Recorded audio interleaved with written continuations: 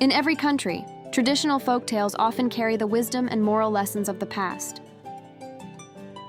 However, it's not widely known that many Japanese folktales end in shocking ways that make them completely unsuitable for children, or they leave you wondering what the moral was supposed to be in the first place, offering nothing but a lingering sense of confusion.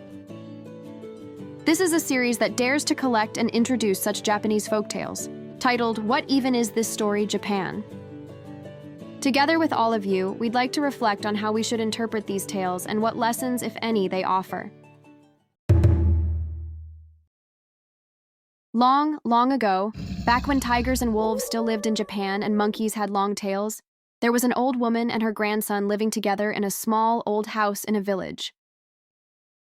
This is a typical traditional Japanese house. Earthen-floored entryway, kitchen.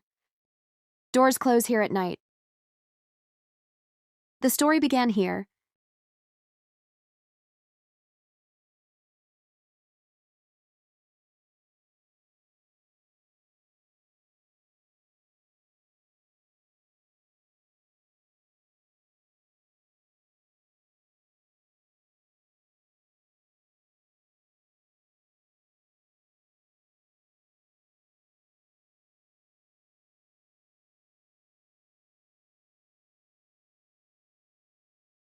Earthen-floored entryway, kitchen ceiling is like this.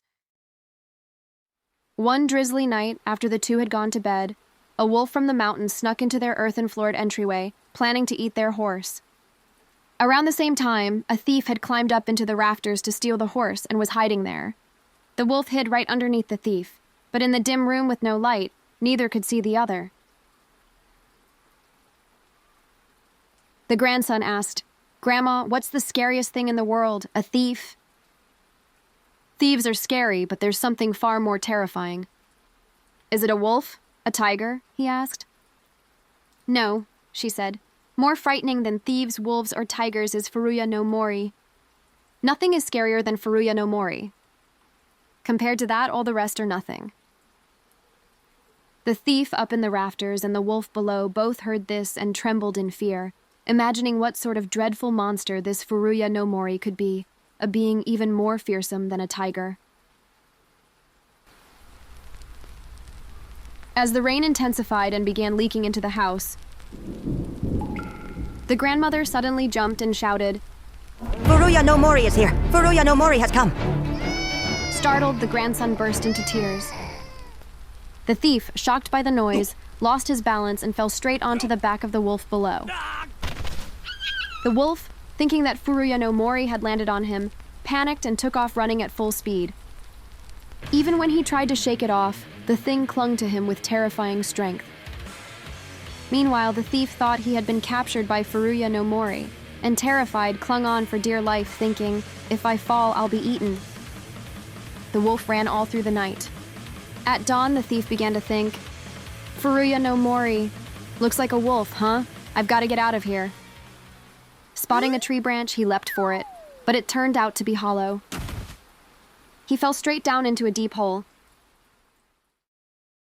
Meanwhile, the wolf told his fellow animals, bears, monkeys, foxes, raccoons, and tigers, about the horrifying experience he had.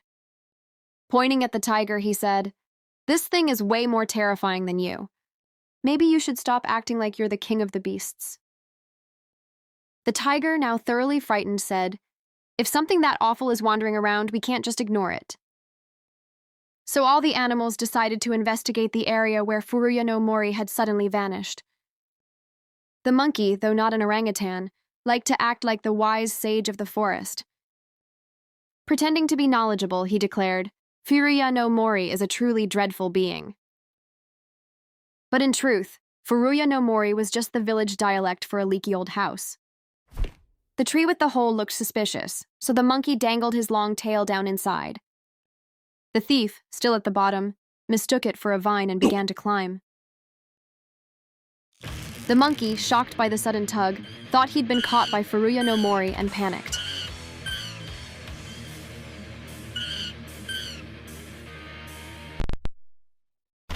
As he tried to pull away desperately, his tail snapped and he fell to the ground, scraping his face badly. From that day on, Monkeys have had short tails and red faces. Seeing this, the other animals didn't band together to face the supposed danger. Their leader, the tiger, panicked and fled. He ran and ran, eventually crossing the sea to Korea, and that's why tigers no longer live in Japan. The end. Hold on. Were tigers in Japan? No. You're left with a fuzzy feeling, unsure whether there was a lesson or not, but as a story, it somehow works. The root cause of the commotion lies in the grandmother's words and actions, and it must be concluded that her responsibility is extremely grave. Japan B is a channel that randomly shares information about lesser-known aspects of Japanese culture, spanning across various genres.